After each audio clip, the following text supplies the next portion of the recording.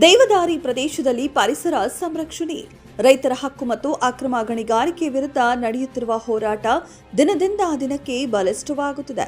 ಈ ಹೋರಾಟಕ್ಕೆ ಇದೀಗ ಜನ ಸಂಗ್ರಾಮ ಪರಿಷತ್ ಸಂಸ್ಥೆಯು ಸ್ಪಷ್ಟ ಬೆಂಬಲ ಘೋಷಿಸಿದೆ. ಪರಿಷತ್ನ ಹಿರಿಯ ನಾಯಕ ಎಸ್ಆರ್ ಹಿರೇಮಠ್ ಅವರು ಶನಿವಾರದಂದು ತಮ್ಮ ತಂಡದೊಂದಿಗೆ ದೇವದಾರಿ ಪ್ರದೇಶಕ್ಕೆ ಭೇಟಿ ನೀಡಿ ಸ್ಥಳೀಯ ರೈತರ ಮತ್ತು ಹೋರಾಟಗಾರರೊಂದಿಗೆ ಕಳೆದ 17 ಅಕ್ಟೋಬರ್ 2025ರಂದು ನಡೆದ ಘಟನೆಯ ಕುರಿತು ಚರ್ಚಿಸಿದರು. ನಂತರ ನಡೆದ ಸಭೆಯಲ್ಲಿ ಮಾತನಾಡಿದ ಹಿರೇಮಠ್ ಅವರು, ದೇವದಾರಿ ಪ್ರದೇಶದಲ್ಲಿ ನಡೆಯುತ್ತಿರುವ ಹೋರಾಟ ನ್ಯಾಯಯುತವಾಗಿದೆ. ರೈತರ ಬದುಕು, ಪರಿಸರದ ಸಮತೋಲನ ಹಾಗೂ ಜನಜೀವನದ ಭದ್ರತೆಗಾಗಿ ಈ ಹೋರಾಟ ನಡೆಯುತ್ತಿದೆ. ಸಂವಿಧಾನ ನೀಡಿದ ಹಕ್ಕುಗಳನ್ನು ಶಾಂತಿಯುತವಾಗಿ ಬಳಸಿಕೊಳ್ಳುತ್ತಾ ಯಾವುದೇ ಪ್ರಲೋಭನೆ ಅಥವಾ ಒತ್ತಡದ ಮುಂದೆ ಕುಗ್ಗದೆ ಹೋರಾಟ ಮುಂದುವರಿಯಬೇಕು. ಅಹಿಂಸೆ, ಸತ್ಯ, ಸಮಾಧಾನ ಮತ್ತು ಪ್ರಾಮಾಣಿಕತೆ ಇವೇ ನಮ್ಮ ನಿಜವಾದ ಶಸ್ತ್ರಗಳು ಎಂದು ಸ್ಪಷ್ಟ ಸಂದೇಶ ನೀಡಿದರು. ಹಿರೇಮಠ್ ಅವರು ಯುವಕರ ಪಾತ್ರದ ಮಹತ್ವವನ್ನು ಉಲ್ಲೇಖಿಸಿ, ಈ ಹೋರಾಟ ಕೇವಲ ರೈತರದಷ್ಟೇ ಅಲ್ಲ, ಯುವಕರ ಸಹಭಾಗಿತ್ವವು ಹೋರಾಟಕ್ಕೆ ಹೊಸ ಶಕ್ತಿ ತುಂಬುತ್ತದೆ.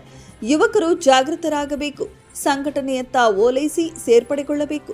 ನಮ್ಮ ಹೋರಾಟ ಶಾಂತಿಯುತವಾಗಿರಬೇಕು, ಆದರೆ ದೃಢ ನಿಲುವಿನೊಂದಿಗೆ ಸಾಗಬೇಕು ಎಂದರು. ಸಭೆಯಲ್ಲಿ ಜನಸಂಗ್ರಾಮ ಪರಿಷತ್ನ ಪ್ರಮುಖ ಕಾರ್ಯಕರ್ತ ಶ್ರೀಶೈಲ ಆಲದಳ್ಳಿ ಮಾತನಾಡಿ ಹೋರಾಟದ ವ್ಯಾಪ್ತಿಯನ್ನ ವಿವರಿಸಿದರು. ಅವರು ಹೇಳಿದರು, ದೇವದಾರಿ ಉಳಿಸಿ ಹೋರಾಟವು ಈಗ ಕೇವಲ ಸಂಡೂರಿನ ವಿಷಯವಾಗಿಲ್ಲ.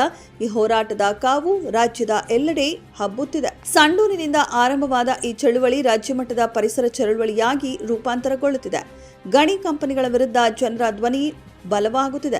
ಎಲ್ಲರೂ ಒಗ್ಗಟ್ಟಿನಿಂದ ಕಾನೂನುಬದ್ಧವಾಗಿ ಹೋರಾಡಬೇಕು. ಮುಂದಿನ ದಿನಗಳಲ್ಲಿ ಹೋರಾಟದ ರೂಪುರೇಷೆ ಸಿದ್ಧಪಡಿಸಲಾಗುವುದು ಎಂದು ಹೇಳಿದರು.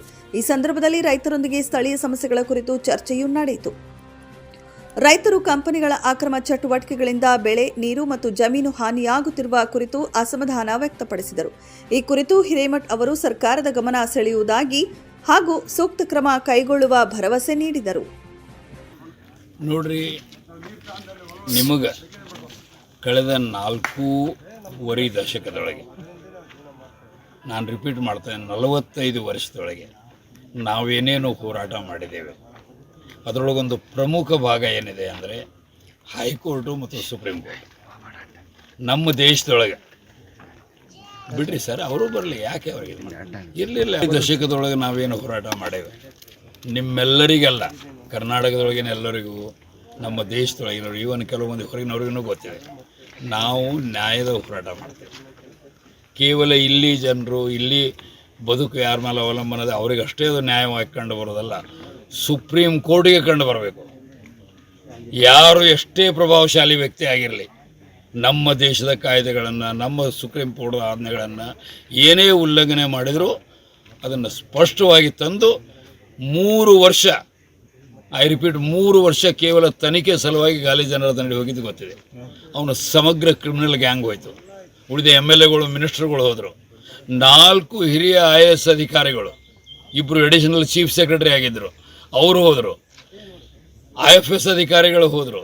ಎಲ್ಲರೂ ಇದರೊಳಗೆ ಇದಾಗಿದ್ದಾರೆ. ಪೊಲೀಸ್ ಅಧಿಕಾರಿಗಳು ಹೋಗಿದ್ದಾರೆ. ಅಂದರೆ ನಾವು ಮಾಡುವ ಹೋರಾಟದ ತಳಪಾಯ, ಫೌಂಡೇಶನ್ನು ಇದು ಏನಿದೆ, ನ್ಯಾಯ, ಸತ್ಯ. ನಮ್ಮ ಪದ್ಧತಿ ಅಹಿಂಸಾತ್ಮಕ ಇದೆ. ನಮ್ಮ ಸಂವಿಧಾನದ ಮೂಲ ತತ್ವಗಳೇನಿವೆ, ಸ್ವಾತಂತ್ರ್ಯತೆ, ಸಮಾನತೆ ಮತ್ತು ಬಂಧುತ್ವ, ಇದರ ಆಧಾರದ ಮೇಲೆ ಹೋರಾಟ ಮಾಡ್ತಾ ಇದೆ. ಸೊ ಈಗ ಯಾರು ಏನೇ ಹೇಳಿದರೂ ಈ ಚೌಕಟ್ಟು ಬಿಟ್ಟು ಹೇಳಲಿಕ್ಕೆ ಸಾಧ್ಯನೇ ಇಲ್ಲ. ಸೊ ನಾವು ಅದನ್ನು ಮಾಡ್ತಾ ಇರೋದರಿಂದ ನಿಮಗಿದೀಗ ಸ್ಪಷ್ಟವಾಗಿ ಹೇಳಿದರು.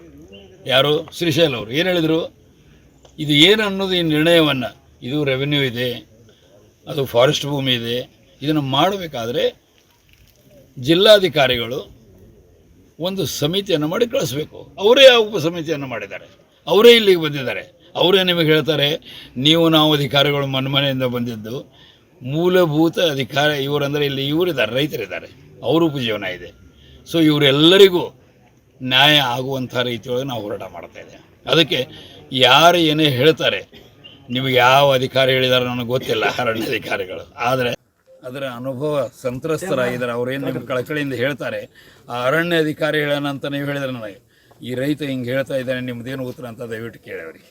ನಾ ಯಾಕೆ ಹೇಳ್ತೇನೆ ಅಂದರೆ, ನಾವೆಲ್ಲರೂ ಈ ದೇಶದ ಪ್ರಜೆಗಳದೇವೆ. ಯಾರೇ ಆಗಲಿ, ಎಲ್ಲರಿಗೂ ಈ ದೇಶದ ಸಂವಿಧಾನ ಕಾಯ್ದೆ ನಾವು ಕಟಿಬದ್ಧರಾಗಿರ್ಬೇಕಾಗ್ತದೆ. ಸೊ ಅದಕ್ಕೆ ಯಾರು ಹೇಳಿದ್ದಾರೆ ಅವರಿಗೆ ಇವರಿದು ಮಾಡ್ತಾರಂತೆ. ಯಾಕಂದರೆ SR ಹಿರೇಮಠ ಅಂದರೆ ಇಡೀ ಕರ್ನಾಟಕ ಜನತೆ ಬೇರೆಯವರು ಏನು ಮಾಡ್ತಾ ಇದ್ದಾರೆ, ಸುಪ್ರೀಂ ಕೋರ್ಟ್ಗೆ ಹೋಗಿ ನ್ಯಾಯ ತಂದವರು ಅಂತ. ಇಲ್ಲ ಸರ್, ಇದು ಯಾವ ಆಧಾರದ ಮೇಲೆ? ಜಸ್ಟಿಸ್ ಸಂತೋಷ್ ಹೆಗಡೆಯವರ ರಿಪೋರ್ಟ್. ಅವ್ರು ಯಾರು? ಸುಪ್ರೀಂ ಕೋರ್ಟ್ದ ನ್ಯಾಯಾಧೀಶರು, ನಮ್ಮ ಉತ್ಕೃಷ್ಟ ಲೋಕಾಯುಕ್ತರು. ಅದನ್ನಲ್ಲಿ ಅರಿವು ಮಾಡೋರು ಯಾರು? ಪ್ರಶಾಂತ್ ಭೂಷಣ್ ಅವರು. ಒಂದು ಬಿಲ್ಲಿ ತೋಳಾರದೆ ಸಾರ್ವಜನಿಕ ಹಿತಾಸಕ್ತಿಯಿಂದ ಮಾಡ್ತಾಯಿದ್ದಾರೆ. ಸೊ ನಮಗಿರುವಂಥ ಸಂತೋಷ್ ಹೆಗಡೆಯವರು ಹಿಂದಿನ ಸುಪ್ರೀಂ ಕೋರ್ಟ್ ನ್ಯಾಯಾಧೀಶರು, ಲೋಕಾಯುಕ್ತರು ಅವರೇನೋ ವರದಿ ಮಾಡಿದರು, ಅದನ್ನು ಆಧಾರವಾಗಿಟ್ಟುಕೊಂಡು ಎಲ್ಲ ದಾಖಲೆಗಳನ್ನು ಪ್ರಾಮಾಣಿಕ ಅರಣ್ಯ ಅಧಿಕಾರಿಗಳು ಎಲ್ಲರೂ ಕೊಟ್ಟದನ್ನು ಕೂಡಿಸಿ ವಿಶ್ಲೇಷಣೆ ಮಾಡಿ ಸುಪ್ರೀಂ ಕೋರ್ಟ್ಗೆ ಸ್ಪಷ್ಟವಾಗಿ ತಿಳಿಯುವ ಹಾಗೆ ನಾವು ಅರ್ಜಿ ಹಾಕಿದ್ದೇವೆ. ಅದನ್ನಲ್ಲಿ ಪ್ರಭಾವಶಾಲಿಯಾಗಿ ಪರಿಣಾಮಕಾರಿಯಾಗಿ ಅರ್ಗ್ಯೂ ಮಾಡೋರು ಪ್ರಶಾಂತ್ ಭೂಷಣ್ ಅವರು. ಸೊ ಅದಕ್ಕೆ ನಿಮಗೆ ಯಾರು ಹೇಳ್ತಾರೆ ದಯವಿಟ್ಟು ಅವರಿಗೆ ಮಾತನ್ನು ನೀವು ಅವ್ರಿಗೂ ಹೇಳಿ, ಅವರು ಕೂಡ ತಿಳ್ಕೊಳ್ಬೇಕು. ಮತ್ತು ಅವರಿಗೆ ಪಗಾರು, ಪರ್ಕ್ಸು, ಪೆನ್ಷನ್ನು ಕೊಡೋದು ಯಾರು? ಈ ದೇಶದ ಜನರು. ನಮ್ಮ ಸಂವಿಧಾನದ ಪ್ರಕಾರ ಅವರೇ ಸಾರ್ವಭೌಮರು. ಅವರಿಗೆ ನ್ಯಾಯ ಮಾಡೋದು ಸಂವಿಧಾನಬದ್ಧವಾಗಿ ನಡೆದವ್ರ ಕರ್ತವ್ಯ ಇದೆ. ಅವರು ಇಂಥ ಹೇಳಿಕೆ ಕೊಟ್ಟರೆ ನನ್ನ ಅಭಿಪ್ರಾಯದೊಳಗೆ ಅದು ಸರಿಯಲ್ಲ ಅಂತ ನನಗನ್ನಿಸ್ತದೆ. ಏನಾದರೂ ಇದ್ದರೆ ಅವ್ರಿಗೆ ಹೋಗಿ ಹೇಳಿ, ನಾನು ಯಾವಾಗಲೂ ಅವ್ರ ಜೊತೆಗೆ ಚರ್ಚೆಗಾಗಿದೆ.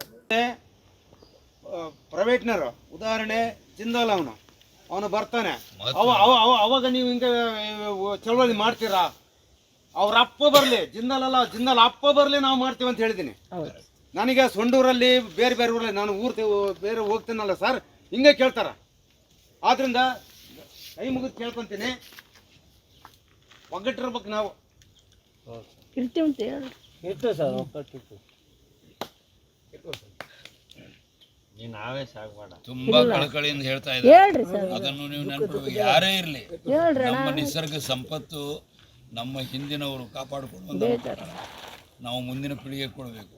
ನಮ್ಮ ಜೀವನ ಹೆಂಗೆ ಒಂದು ಒಳ್ಳೆಯದಾಗಿದೆ, ಇವತ್ತು ಹಾಳು ಮಾಡ್ಲಿಕ್ಕೆ ಬಂದಿದ್ದಾರೆ, ಸಿಟ್ಟಿದೆ, ಅದು ಮುಂದಿನ ಪೀಳಿಗೆಗಳಿಗೆ ಬರಬೇಕು. ಅದನ್ನು ಹೇಳ್ತಾ ಇದ್ದಾರೆ ಅವರು. ಭಾಳ ನಿನ್ನೆ ಸೊಂಡೂರು ನಮ್ಮ ಸ್ನೇಹಿತರು, ನಮಗೆ ಗೊತ್ತಿರೋರೆ ಸ್ನೇಹಿತರೆ, ನಮ್ಮ ಮೇಲೆ ನೀವೇನು ಸಂಬಂಧ, ಅವ್ರು ಮಾಡಲಿ, ಸರ್ವೆ ಮಾಡಲಿ, ನಾವು ಬೇಡಪ್ಪ ಸರ್ವೆ, ನಾವು ಅಡ್ಡ ಕುಂದಿರ್ತೀವಿ, ನಮ್ಮನ್ನ ಬಲಿ ಕೊಟ್ಟು ನೀವು ಊರಿಗೆ ಬರ್ರಿಲಿ ಅಂತ ಒಂದು 8 ಜನ ಬಂದಿದ್ರು. ಅದಕ್ಕೆ ನಾನು ಕುದುರೆಯ ಮುಖ ಅಧಿಕಾರಿಗಳು ಕೇಳಿದೆ, ಸರ್ ಅಲ್ರಿ ನೀವು ನಮ್ಮ ಅಣ್ಣ ತಮ್ಮಗಳ ನಡುವೆ ನೀವು ಜಗಳ ಇಡ್ತಾರಲ್ರಿ, ನೀವೇನು ಸಾಧಿಸ್ತೀರಿ? ಈ ಥರ ಜಗಳ ಇಟ್ಟು ನೀವು ನಿಮ್ಮ ಹೆಂಡ್ರ ಮಕ್ಕಳಿಗೆ ಒಳ್ಳೇದಾಗುತ್ತಾ? ಒಬ್ಬ ಆಫೀಸರ್ ಹೇಳ್ತಾನೆ, ಅಲ್ರಿ ನನ್ನ ಹೆಸರು ಅವನಿಗೆ ಹೆಂಗ ಗೊತ್ತಾಗ್ಬಿಡತ್ತೆ, ಅಲ್ರಿ ನಗರ ಸರ್ ಸುತ್ತಮುತ್ತ ಎಲ್ಲ ಗಣಿ ನಡೀತಾವ, ನಮ್ದು ಯಾಕ್ರಿ ನೀವು ವಿರೋಧ ಮಾಡ್ತೀರಿ ಅಂದ ಸರ್. ಹೌದ್ರಿ, ನಿಮ್ಮ ಪ್ರಶ್ನೆಯಲ್ಲೇ ಉತ್ತರ ಇದೆ. ಸುತ್ತಮುತ್ತ ಎಲ್ಲ ನಡೀತೇವೆ, ಅವು 30, 40, 50, 60 ವರ್ಷದಿಂದ ನಡೀತಾವ ಮನೆ ಮೇಲೆಲ್ಲ. ಇದು ಒರಿಜಿನಲ್ ಅರಣ್ಯ, ಮೂಲ ಅರಣ್ಯ, ಇದು ಬೇಕು. ನಮ್ಮ ಮಾರ್ಗದರ್ಶಕರು, ಈ ಹೋರಾಟದ ಮುಂಚೂಣಿಯಲ್ಲಿರುವಂಥ ಗೌರವಾನ್ವಿತ SR ಹಿರೇಮಠ ಅವರು ನಿಮ್ಮನ್ನು ಉದ್ದೇಶಿಸಿ ಹೇಳಿದರು, ನಾವು ಯಾವ ಒಂದು ಆಧಾರದ ಮೇಲೆ ಹೋರಾಟ ಮಾಡಬೇಕು ಅಂತನ್ನೋದು. ಅದು ನಮಗೆ ಭಾಳ ಮೂಲಭೂತವಾಗಿ ನಮ್ಮಲ್ಲಿ ಆ ಒಂದು ಸ್ಪಷ್ಟತೆ ಇರಬೇಕು. ನಾವೇನು ಮಾಡ್ತಾ ಇದ್ದೀವಿ, ಮುಂದಿನ ಒಂದು ಜನಾಂಗ, ನಾನೀಗ ಗಾಡಿಯಲ್ಲಿ ಬರ್ತಾ ಅವ್ರು ಹೇಳ್ತಿದ್ದೆ, ಮುಂದಿನ ಜನಾಂಗ ಅಲ್ಲ ಮೇಡಮ್, ನಾವು ಉಳಿಯೋದೇ ಕಷ್ಟ ಐತಿ ಇವಾಗ ಅನ್ನೋ ಮಟ್ಟಕ್ಕೆ ಪರಿಸ್ಥಿತಿ ಇಲ್ಲಿ ಹಾಳಾಗ್ತಾ ಇದೆ. ಸೊ ಈ ಮಟ್ಟಕ್ಕೆ ಇರಬೇಕಾದ್ರೆ ಭಾಳ ನಿಜವಾಗ್ಲೂ ಕೂಡ ನಾವು ಮನುಷ್ಯರು ಏನು ಬದುಕಿ ಸತ್ತಂಗೆ ನಮ್ಮನ್ನ ಪರಿಸ್ಥಿತಿ ಮಾಡ್ತಾ ಇದ್ದಾರೆ ಇಲ್ಲಿ. ಸೊ ಅಲ್ಲಿಂದ ಇಲ್ಲಿಗೆ ಬರ್ತಿದ್ರೆ ಅದು ಜೀವನ ಮಾಡೋದಕ್ಕೆ ಸಾಧ್ಯನಾ ಈ ಊರುಗಳು ಅನ್ನೋಂಗೆ ಬೀದಿಗಳೇ ಅದಾವೆ. ಎಲ್ಲಿ ನೋಡಿದ್ರು ಧೂಳು, ಎಲ್ಲಂದ್ರಲ್ಲೇ ಎಲ್ಲರಿಗೂ ಕೂಡ ಅಸ್ತಮಾ, ಕ್ಯಾನ್ಸರು ಇಂಥದ್ದೆಲ್ಲ ಒಂದು ಕಡೆ ಇದೆ. ಇವಾಗ ಅಲ್ಪ ಸ್ವಲ್ಪ ಉಸಿರಾಡ್ತೀವಿ ಅಂದ್ರೆ ಈ ಹಸಿರು ಇರೋದ್ರಿಂದ, ಈ ಹಸಿರನ್ನು ಕಿತ್ಕೊಂಡು ತಿನ್ನೋದಕ್ಕೆ ಆ ದೊಡ್ಡ ದೊಡ್ಡ ಮಾಲೀಕರಿಗೆ ಏನು ಆಗ್ಲೇ ಎಲ್ಲ ಭಾಳ ಕರೆಕ್ಟಾಗಿ ಹೇಳಿದ್ರು ಮೌನೇಶ್ ಅವರು, ಇಷ್ಟು ತಲೆಮಾರುಗಳಿಂದ ನಮ್ಮ ತಾತನೂ ಮಾಡಿರ್ತಾನೆ, ನಮ್ಮ ಅಪ್ಪ ಮಕ್ಕಳು ಕೂಡ ಈಗ ಬಂದಿದ್ದೀರಿ, ಆ ಭೂಮಿನ ಮಾಡ್ಕೊಂಬಂದ್ರು ಕೂಡ ಇದು ನಮ್ಮದಲ್ಲ, ಯಾವನೋ ಒಬ್ಬನು. ಆದರೆ ಚೆನ್ನಾಗಿ ತಿಳ್ಕೊಳ್ಳಿ, ಪಹಣಿ ಇಲ್ಲ, ಪಟ್ಟ ಇಲ್ಲ ಅಂದ್ಕೊಳ್ಳಿ, ಸ್ವಾಧೀನ ನಾನು ಇಲ್ಲಿ ಇದ್ದೀನಿ, ಇದು ನನ್ನದೇ. ಅಯ್ಯೋ ನಿಮ್ಗೇನಿದೆ ತೋರಿಸಿ ಅಂತಂದ್ರೆ ನಾನು ಉಳುಮೆ ಮಾಡ್ತಿದ್ದೀನಿ, ಇದೇ ದಾಖಲೆ, ಇದಕ್ಕಿಂತ ಏನು ದಾಖಲೆ? ಆ ದಾಖಲೆ ನೀವು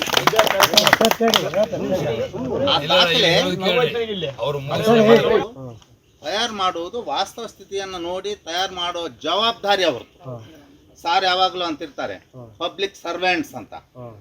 ನಾವು ದೇಶದ ದನಿಗಳಾದರೆ ಅವರು ನಮ್ಮ ಸೇವಕರು, ಅವ್ರ ಕೆಲಸ. ಹಂಗಂತ ಹೇಳಿ ನೀವು ಒಂದು ಎಡವಟ್ಟು ಏನಂದ್ರೆ ಒಮ್ಮೊಮ್ಮೆ ಹೆಂಗಂದ್ರೆ ಹಂಗೆ ನೀವು ನಮ್ಮ ಸೇವಕರು ಅಂತ ಹಂಗ ಅಲ್ಲ, ಒಬ್ಬರನ್ನೊಬ್ರು ಗೌರವಿಸ್ಕೊಂಡೇ ಹೋಗ್ಬೇಕು ಮಾಡುವಂತ ಇವ್ರೇನದಲ್ಲ. ಈ ಒಂದು ಏನು ದೇವದಾರಿ ಉಳಿಸಿ ಅಭಿಯಾನ ಏನು ನಡೀತಾ ಇದೆ, ಇದು ಕೇವಲ ನರಸಿಂಗಾಪುರ, ರಣಜಿತ್ಪುರ, ನವಲೋಟಿ ಜನರದ್ದು ಪ್ರಾಥಮಿಕ ಜವಾಬ್ದಾರಿ ಇರಬಹುದು. ಆದರೆ ಇದರ ಗಾಳಿ ಈ ನಾಕೆಹಳ್ಳಿಗೆ ಬೀಸೋದಲ್ಲ. ಇದು 100ರಿಂದ 200, 300 ಕಿಲೋಮೀಟ್ರ್ವರೆಗೆ ಇದಕ್ಕೆ ಬೌಂಡ್ರಿ ಇಲ್ದಂಗೆ ಹೋಗ್ತಾ ಇದೆ. ಅದನ್ನೆಲ್ಲರೂ ಗಾಳಿ ಕುಡಿತಾ ಇದ್ದಾರೆ.